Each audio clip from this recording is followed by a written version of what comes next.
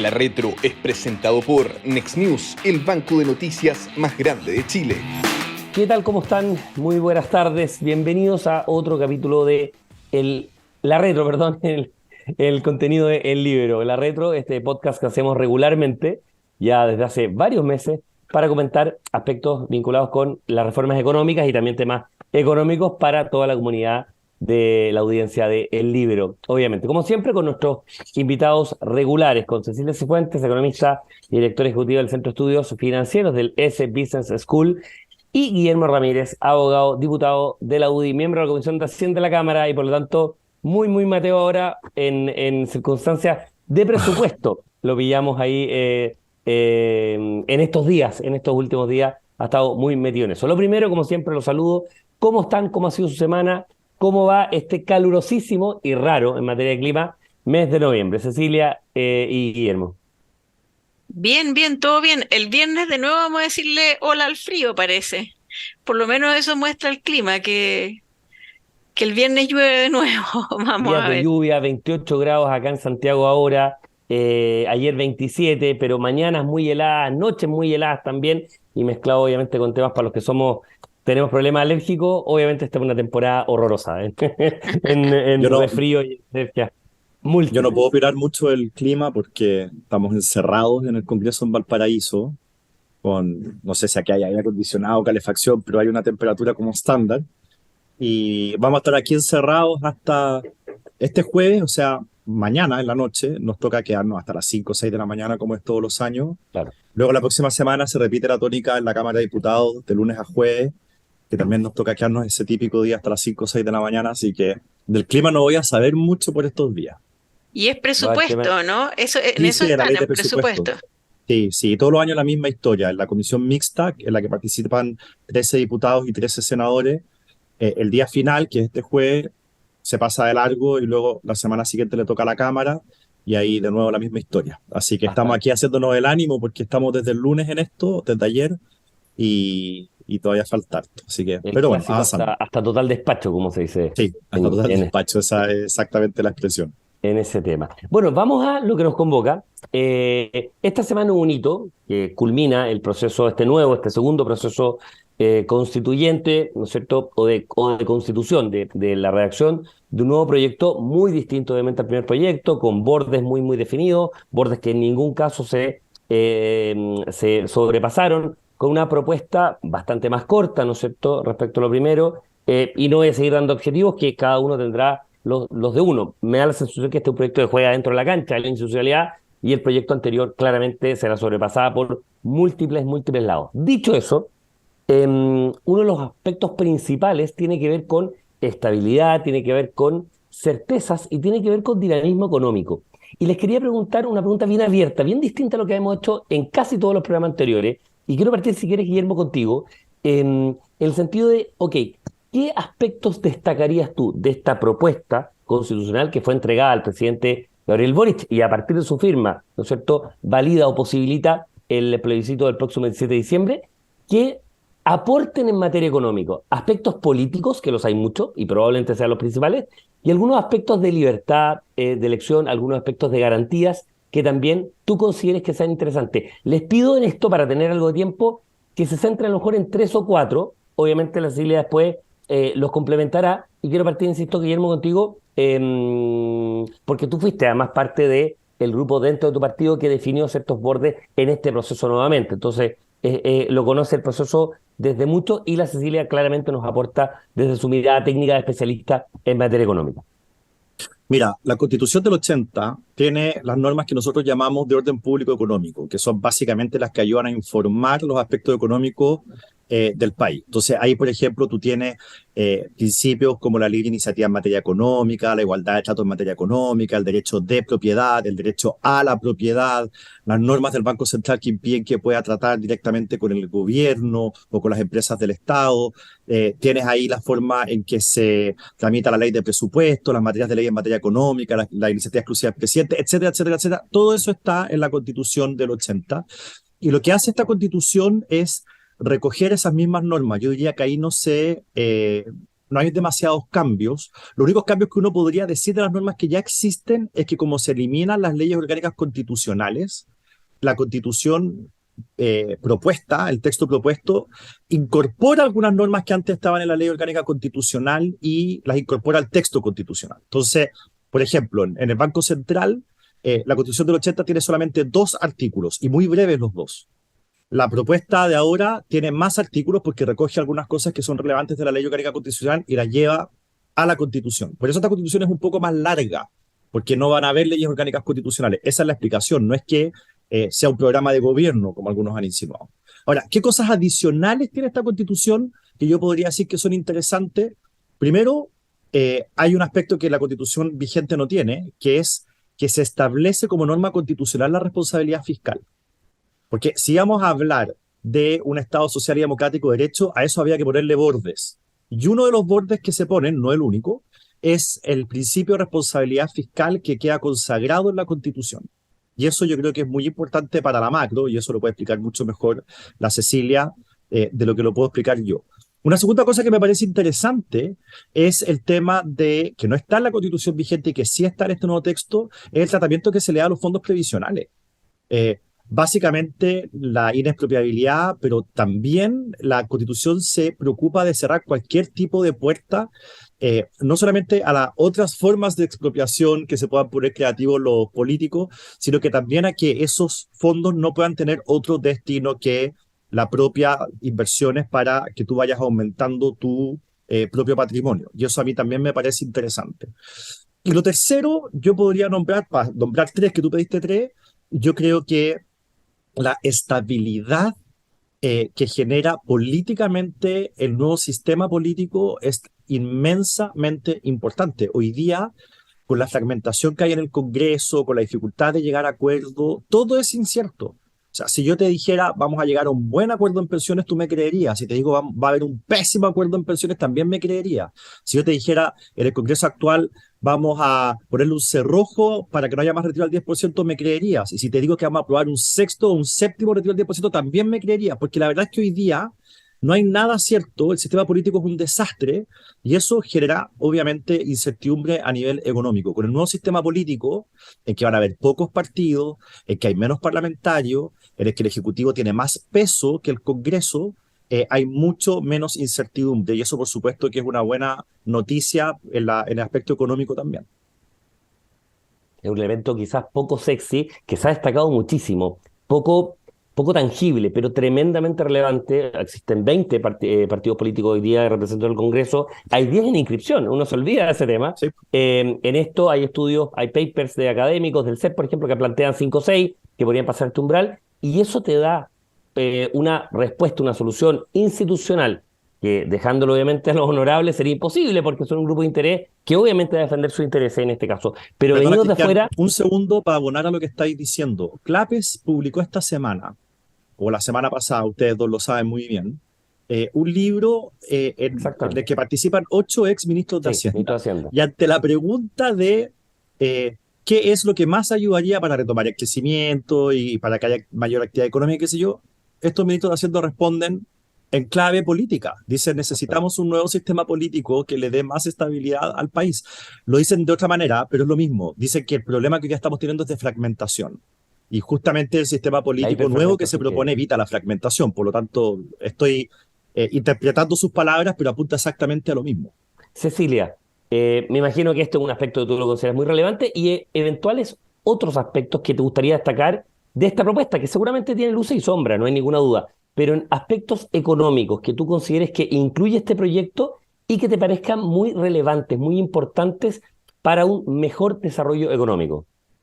Bueno, primero partir diciendo que los 3 que mencionó el Guille son absolutamente fundamentales y estoy completamente de acuerdo con él. Creo que la responsabilidad fiscal, que ya venía en las bases, es un elemento que hace tiempo se viene planteando. Llevamos mucho tiempo en la discusión constitucional, se han hecho muchos documentos y análisis por parte de economistas y había un consenso muy amplio dentro de los economistas, dentro del Consejo Fiscal Autónomo, que era muy relevante incorporar un principio de responsabilidad fiscal. Va en la misma dirección de incorporar derechos medioambientales, sostenibilidad medioambiental, la preocupación fiscal es igualmente relevante, porque al final cuando uno habla de responsabilidad fiscal, lo que hace es hablar de las generaciones futuras. De que no ocurra que por beneficiar a las generaciones actuales, las generaciones futuras estén en una situación mucho más precaria. Entonces yo creo que el tema de la responsabilidad fiscal es absolutamente fundamental y no está en la Constitución vigente, y eso es clave. Ahora, si tuviera que sumar a los puntos que plantea Guillermo, uno tendría que decir que en la última década el crecimiento promedio del PIB, hay un año que fue espectacular, que fue el 2021 por políticas irresponsables, pero incluso considerando ese año, nosotros nos encontramos que la economía en promedio ha crecido como un 2,5% en la última década. Si miramos el crecimiento de la inversión, es menos de 1% promedio por año. O sea, es completamente distinto a lo que fue la historia de las décadas anteriores, en que la inversión crecía al doble del PIB. Y eso permitía entonces que hubiera crecimiento hacia adelante, que se creara empleo formal. Al final, el motor de las mejores condiciones laborales, uno habla que es el crecimiento, pero al final es la inversión, porque el gasto en consumo no genera tanto empleo como el gasto en inversión. El gasto en inversión es que las empresas están creciendo, están aumentando de tamaño y por lo tanto necesitan contratar más gente. ¿Por qué la inversión prácticamente no ha crecido en una década? Hay muchos elementos, pero yo creo que uno fundamental es la incertidumbre sobre las reglas del juego en Chile. Esta incertidumbre partió desde el año 2014 en el segundo gobierno de Bachelet, que cambiaba las reglas tributarias y además introducía esta idea de hay que cambiar las reglas del juego fundamentales en Chile, tenemos que hacer una reforma constitucional porque la constitución que tenemos tiene un origen ilegítimo, eso es lo que se planteaba, y necesitamos una constitución nacida en democracia. Si se aprueba este texto, ese argumento que algún grado de validez tiene, si yo creo también que es preferible una constitución nacida en democracia que una constitución nacida en una dictadura. Eso se cierra. Entonces un tema fundamental de incertidumbre se cierra con esta aprobación porque no va a poder venir nadie a decir, no, es que la constitución tiene un origen ilegítimo. Esta constitución tiene un origen súper legítimo si es que se llega a aprobar. Entonces eso me parece que es un elemento esencial.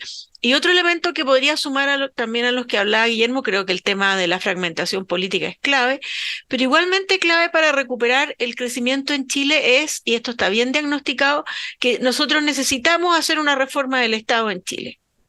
Y a esto ha habido muchos diagnósticos, hay propuestas, hay estudios, y siempre esas propuestas topan con, ¿y qué hacemos con el estatuto administrativo? ¿Qué hacemos con la inamovilidad de los funcionarios públicos? ¿Cómo reformamos el Estado si yo ni siquiera puedo traspasar trabajadores de un servicio a otro, o fusionar servicios, o eliminar servicios redundantes? Porque con el estatuto administrativo actual eso es imposible. Bueno, la propuesta constitucional permite en este ámbito, y no soy experta en el detalle de derecho público tal cual, pero lo que plantean los expertos es que esta propuesta constitucional flexibiliza el estatuto administrativo y permite en ese sentido avanzar en otra reforma que tenemos pendiente hace años, que es la reforma del Estado. Yo creo que esos dos elementos que a lo mejor no están directamente vinculados con lo que Guillermo hablaba como el orden económico constitucional, pero son súper relevantes en el proceso de crecimiento económico. Y Cecilia, para terminar, y después le quiero hacer la misma pregunta a Guillermo, en el global, en la mirada global de la propuesta, ¿es una propuesta que obviamente mejora y da más certezas por el hecho de aprobarse? Porque se termina obviamente ya con eso la posibilidad de un nuevo proceso, aunque el gobierno ha dicho que durante esta administración no siguió con ningún otro proceso, lo ha planteado el mismo presidente Gabriel Boric. Durante esta administración, eso, no, se han sido bien transparentes, el tema no se cierra, o sea, para la izquierda este tema no se va a cerrar. Yo no voy a creer ahora que ahora consideran que la constitución vigente es la constitución que tiene que regir a Chile por los próximos 50 años. Pero porque eso no es creíble. El sabor en boca finalmente que te deja este proyecto, o esta propuesta, que obviamente se va a tener que votar por parte de todos los chilenos el 17 de diciembre, en un mes más, es un proyecto pro inversión, pro crecimiento, mejor de lo que tenemos actualmente. Y la misma pregunta después la hago a Guillermo. A ver, por los elementos que hemos dicho, yo creo que sí. Yo creo que es una constitución que... Ahora, aquí también uno tendría que, de alguna manera, moderar expectativas. Chile tiene muchos problemas. Nosotros seguimos dentro de una situación que uno podría calificar como una crisis política, una crisis institucional y una crisis social. El hecho de que salga a favor no significa que los problemas se solucionaron todos y por lo tanto el año 2024 la expectativa de crecimiento pasa a ser 5%. No, yo creo que no, pero al menos permite crear las condiciones para que logremos salir de este estancamiento en que estamos. O sea, en la situación actual yo no tengo en el mediano plazo perspectivas para Chile de crecimiento más allá de un 2%. Con la situación actual vigente. El hecho de que cerremos este proceso y con una propuesta que es bastante razonable, creo que permite ir mirando ese futuro, o sea, nos permite ir resolviendo problemas como el de la fragmentación política, no se resuelve en el corto plazo, pero al menos abre un horizonte. Yo creo que Permite de algún sí. modo, y voy con Guillermo, permite de algún modo tener la posibilidad, es condición de posibilidad de no tener una nueva década perdida como fue la década de la década pasada, ¿no es cierto?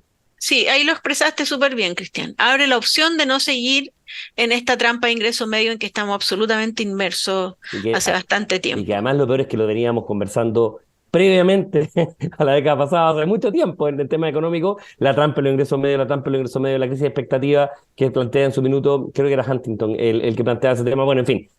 Guillermo, este tema, ¿lo ves como en el grueso? Es un aspecto que sí, seguramente, obviamente, me imagino, estoy planteando que tú vas a votar a favor o a prueba, pero, a favor en este caso, pero el, el promedio, el neto finalmente, la última línea, es pro inversión, es pro crecimiento, mejor de lo que actualmente tenemos, que no es algo malo, negativo, pero obviamente lo mejora en esa dimensión. Estoy pensando principalmente en la dimensión de efecto económico. O sea, es evidente que por cerrar la incertidumbre, el efecto económico va a ser algún efecto económico va a ser más o menos inmediato. En el JP margen. Morgan dice dos cosas interesantes. La primera dice que este texto tendría un efecto positivo en la economía, pero luego si uno lee el cuerpo de lo que dice también que el mercado ya tiene internalizado el rechazo. Es decir, hoy día el precio del dólar es como si ganara el rechazo. Hoy día el nivel de inversión es como si ganara el rechazo. Eso hasta cierto punto es una buena noticia, porque significa que si gana la apruebo, algún efecto inmediato vamos a poder ver.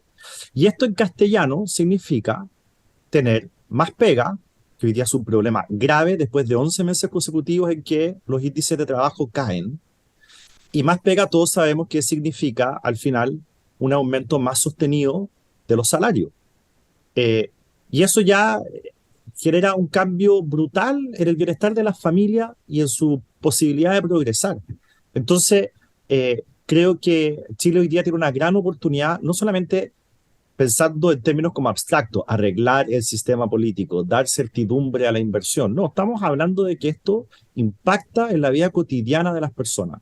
No es verdad que se van a solucionar todos los problemas de la noche a la mañana, yo estoy seguro que no es verdad, pero que tenemos un mejor camino para ir progresando económicamente y un mejor sistema político para poder llegar a acuerdos como era antes y que permita solucionar problemas, eso también estoy seguro que va a ocurrir y que va a terminar redundando en un Chile que va a progresar más rápido y en familias que van a tener más bienestar. Cerramos este tema y vamos con un segundo tema un poco más corto, que no tiene tanto que ver con el aspecto económico, pero sí se encapsula en una crisis monumental que se está viendo en materia de educación y que obviamente en largo plazo tiene un impacto económico, ¿no es cierto? Cómo tiene que ver, cómo es la desmutualización, desmunicipalización y particularmente la crisis que está ocurriendo en Atacama. Lo pongo hoy día porque hoy día se rinde el CIMSE por parte de los cuartos básicos de los niños. Entonces, en muchos colegios está dando, obviamente en Atacama es imposible, en los colegios privados seguramente sí, pero en los colegios de vinculación fiscal no. Parto contigo, Guillermo. Si pudiéramos hacer un vínculo con algo, con lo económico de este tema, que no tiene tanto que ver, ciertamente, pero se pudiera vincular, porque este es un desastre realmente monumental dicho por moros y algunos cristianos, para no incorporar a todos, porque algunos todavía defienden este proceso y echan culpas incluso a apoyos de la oposición en su minuto, el segundo gobierno de la presidenta Bachelet. Pero si uno pudiera vincularlo, ¿qué lectura se puede hacer para, obviamente, ilustrar un poco a la audiencia nuestra que busca tener interpretaciones, que busca tener aspectos de consecuencia de este, insisto, desastre monumental que se está viendo por parte del gobierno y por parte también del Colegio de Profesores, que la responsabilidad se pone una nueva chapa nuevamente del Colegio de Profesores en este tema. Y después le pregunto lo mismo a Silvia. Bueno, en el largo plazo el efecto económico es obvio, ¿cierto? Si nosotros tenemos colegios en paro durante meses, miles de alumnos que debieran perder el año. Bueno, ¿cómo afecta la educación voy a ponerlo en términos bien económicos, en la productividad de estos niños en el futuro? Eso nos afecta a todos, a ellos en primer lugar, porque van a tener una especie como de límite o limitación que no tendrían si aprendieran todo lo que tienen que aprender. Y luego, como son miembros de nuestra comunidad, también es un efecto para toda la comunidad el día de mañana. Es como Ahora, una en el laguna corto previsional plazo insalvable, por decirlo de una es manera. insalvable. O sea, esta cuestión es un daño que se produce sí o sí, que lo vamos a ver mañana y cómo a estos niños les va a afectar a ellos y a sus familias. Y también, obviamente, a nosotros. Chile quiere tener personas más capacitadas, con más conocimiento, más productivas, en fin. Y acá nos estamos farreando mucho talento. ¿Y cómo Eh, proyectas, Guillermo, perdona, cómo proyectas lo que se viene en implementación hacia adelante, en lo que queda, en lo que se viene en otras partes de Chile?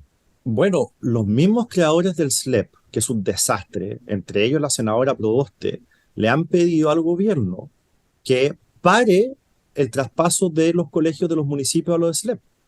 Por lo tanto, si los mismos creadores de este sistema están pidiendo al gobierno que pare, yo supongo que vamos a parar. Ahora, ¿esto arregla el problema? No, no lo arregla, porque muchos municipios quieren deshacerse de los colegios porque simplemente no pueden mantenerlos. Hay otros municipios, como por ejemplo yo he visto a la alcaldesa Las Condes, que ha defendido más que nadie el tema de que no le quiten los colegios porque la municipalidad de Las Condes lo hace bien y tiene los recursos, pero hay otros municipios que no los quieren. Entonces, igual tenemos un problema que resolver, pero una palabra sobre esto ya que pusiste el tema. Nosotros siempre dijimos que la lógica del Frente Amplio de tener un mayor control sobre la educación no era solamente tener un mayor control sobre los contenidos para lavarle el cerebro a nuestros jóvenes, sino que cuando tú juntas más colegios en una organización, bueno, la fortaleza sindical, por decirlo de alguna manera, también es mayor. Y por lo tanto, Capacidad la de negociación, muñeca efectivamente. política también es mayor. Y acá estamos viendo las consecuencias de lo que nosotros advertimos.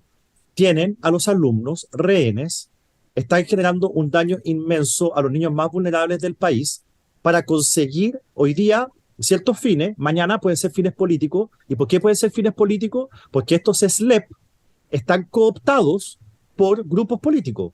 De hecho, perdonen el término un poco académico, pero la mocha que se genera al interior del SLEP por el control del SLEP entre unos y otros parlamentarios de izquierda es lo que tiene parado a todos estos colegios en Atacama. Entonces, hay que aprender de que juntar a todos estos colegios, los organismos que son estatales y que al mismo tiempo son cooptados por los partidos políticos, finalmente terminan conspirando contra la educación y terminan favoreciendo a los partidos que hoy día tienen más muñeca, más músculo para conseguir sus propios fines específicos que no son los fines de los niños. Cecilia. Es un drama, y aquí lamentablemente los estudios muestran que cuando los niños en edades tempranas reciben una educación deficiente, eso es prácticamente irrecuperable hacia adelante. Y esto es lo más triste del tema, que estos niños, este costo lo van a terminar pagando por mucho tiempo. A lo mejor algunos logran ponerse al día con mucho esfuerzo de sus padres y sus familias, pero en promedio aquí hay una pérdida, como decía el Guille, permanente. Ahora, tratando de mirar el tema positivo o las lecciones que uno puede aprender de esto. Siempre dijimos que las reformas que se estaban haciendo en el gobierno de Bachelet eran reformas basadas en consignas, sin sustento técnico suficiente. Y esto no solo lo dijo gente de derecha, lo decía también en ese minuto, había mucha gente de centro izquierda. Me acuerdo de José Joaquín Brunner, que era muy crítico a las reformas que estaba haciendo ese gobierno. En términos técnicos estaban mal diseñadas. Eso se dijo mucho. Yo en esa época trabajaba en Libertad y Desarrollo, por lo tanto todo este proceso lo viví muy de cerca. Fue muy frustrante ver cómo, y yo no me dedicaba al tema de educación, no soy experta en eso, esto lo viví más de cerca con la reforma laboral, cómo el análisis técnico era completamente despreciado en ese periodo. Nos llamaban la tecnocracia, y me acuerdo muchas veces haber ido a las comisiones en el Congreso, en que la verdad que éramos recibidos para hacer un check. pero no porque lo que uno pudiera plantear después de un análisis serio tuviera algún valor para el análisis. Simplemente no se consideró los análisis técnicos, las propuestas técnicas, no se consideraron para nada. Es de esperar que esto hacia adelante cambie y nos demos cuenta que cuando se hacen reformas es fundamental el análisis técnico que se haga de esa reforma. Lo que está pasando se predijo que iba a pasar. Y no se miró nomás, no fuera la tecnocracia. Ojalá que esta lección se aprenda. Y creo que hay otra lección que hay que aprender y que sobre todo este gobierno la debería aprender con esa fe casi ciega que tiene en que el Estado o mayor acción del Estado va a resolver los problemas. Y la verdad es que aquí no se trata de que el Estado de por sí es malo. Nosotros tenemos problemas serios, y lo señalaba Guillermo, de captura del Estado. Y es de esperar, como yo decía antes, que si se aprueban cambios constitucionales esto pueda de alguna manera cambiar y resolvamos estos problemas de captura. Porque aquí no solo el diseño era deficiente, sino que cuando tú intentas implementar un diseño deficiente y cuando los que capturan la institución lo que en realidad están buscando es quién se lleva el sueldo, la situación es peor todavía. Entonces aquí son esos dos problemas, diseño y captura. Cecilia, solo para provocarlos de algún modo y con esto cerrar tanto a ti como a Guillermo. El segundo gobierno de la presidenta Michelle Bachelet, reforma tributaria, reforma laboral, reforma educacional. Un gobierno que parte el 2014 y termina el 2018, en marzo obviamente el 2018. Hoy estamos cosechando no solo a partir de eso, en materia económica, en materia laboral, desempleo y en materia de educación. Entonces, los provoco un poco con esto. ¿Cuánto hay de la cosecha actual, que probablemente sea mucho, en tu mirada, en materia económica, en materia laboral y en materia educacional? Y la misma pregunta, Guillermo, en 30 segundos solo para cerrar en este tema.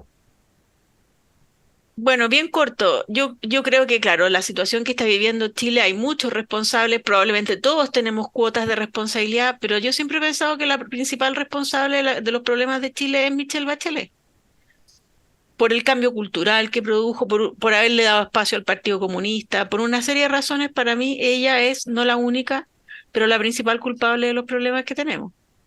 Guillermo, ¿te parece que estos tres proyectos y tres finalmente políticas públicas impulsadas en ese gobierno no son las únicas, ciertamente? Obviamente no son las únicas, pero son aspectos mayores dentro de los problemas que estamos viendo en estas dimensiones temáticas? Sí, y yo lo he dicho en este programa muchas veces, con este podcast.